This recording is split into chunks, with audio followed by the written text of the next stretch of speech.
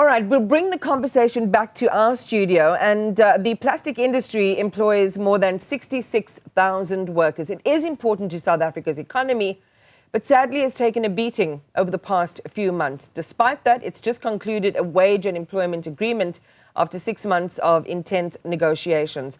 Our business reporter, Ntolozo Khumalo, has lined up a lovely conversation for us. So, Ntolozo, I'm going to hand it straight over to you. Thanks a lot, Emmanuel. It's no easy feat having an agreement where those wage increases are above inflation, but it seems the sector did manage to do that. And I do have with me Naralie van Vreden, who is the CEO of the Plastic Convertors Association of South Africa. Natalie, thank you so much for talking to us. Now, how did that agreement actually play out? And it is, 6 rounds of negotiations that had to take place, which showing really the tough conditions that the industry is working under to be able to get that agreement. Talk us through it. 6% and above over the next 3 years?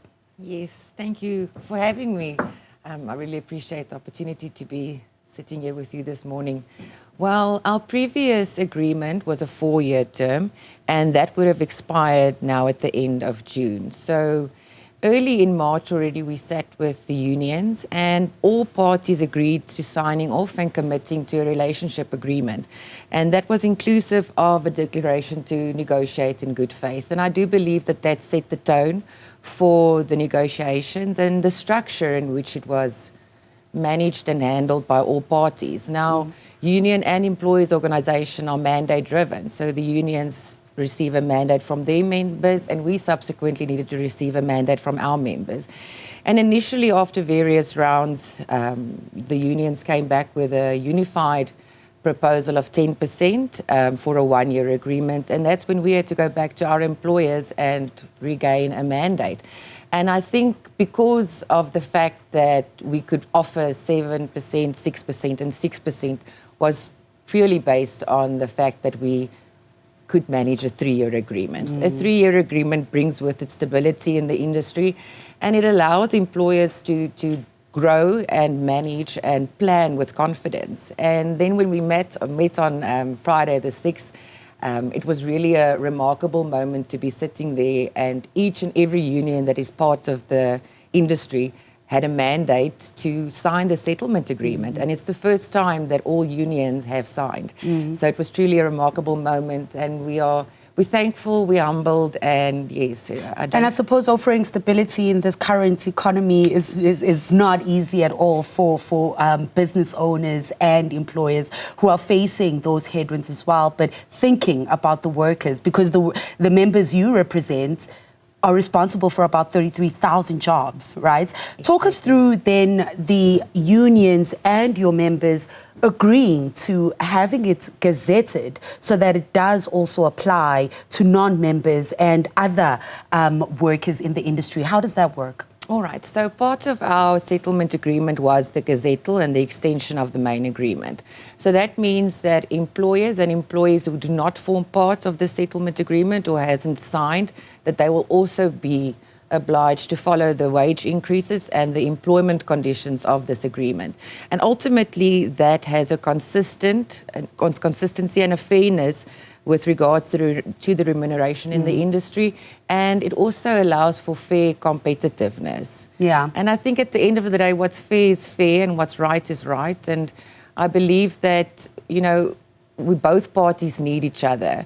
The employees need the employer, and the employer needs the employees. And I believe that having a stable and a happy workforce will only contribute to success going forward. And the plastic sector is one of those, usually overlooked, but actually important for most industries of the economy: automotive, manufacturing, agriculture. So really plastic being in most of the economic industries. But we did see when it comes to the manufacturing sector that did draw back in the first 3 months of the year. Plastic was a huge contributor to that drawback. Talk us through maybe some of the challenges, despite being able to have this agreement, some of the challenges that the industry is facing and how you are working towards that to be optimistic still for the rest of the year. Yes, well, I think we can sit all day and talk about the challenges that we face. Obviously, the threat of imports, oil prices, exchange rates, that all has a direct impact.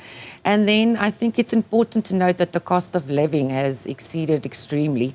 And I think that consumers are more cautious of how they spend.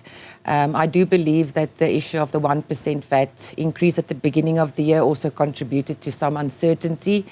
However, we need to look at plastic industry manufacturing and that we are sort of a niche market. Yeah. Because if agriculture, for example, did very well in the first quarter and those nets and containers are manufactured Come from your sector. Comes from my sector, yeah, our sector.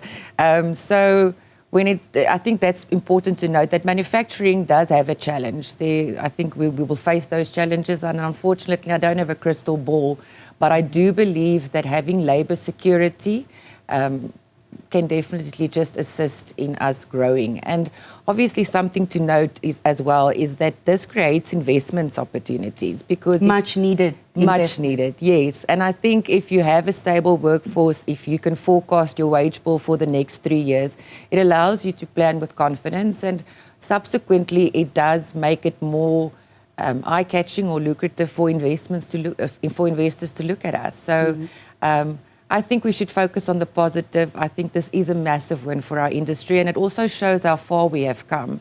And I also believe that this shows that, you know, working hard and working together does make us stronger. And I can only foresee good things for us going further.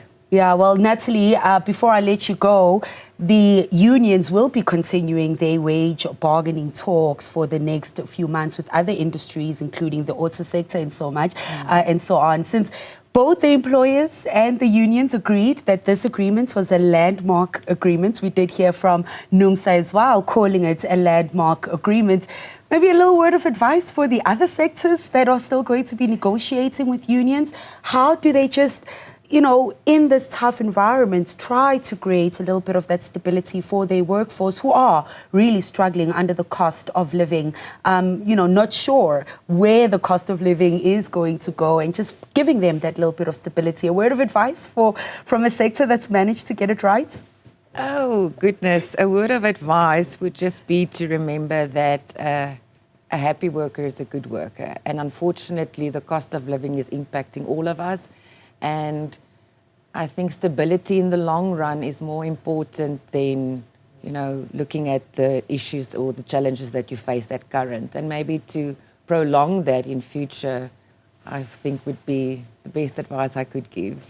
Well, Natalie, thank you so much for your time and joining us in studio. Of course, Iman, Natalie van Vreden is the CEO of the Plastic Convertors Association of South Africa. And I did say, Iman, that I'll leave you with a riddle going out to a manufacturer when I leave here. The manufacturer is something you'll find at every South African wedding or funeral, but when you arrive, you might have a hard time actually getting it. I don't know if you'll be able to guess the riddle by the end of the show, but it is back to you, Iman.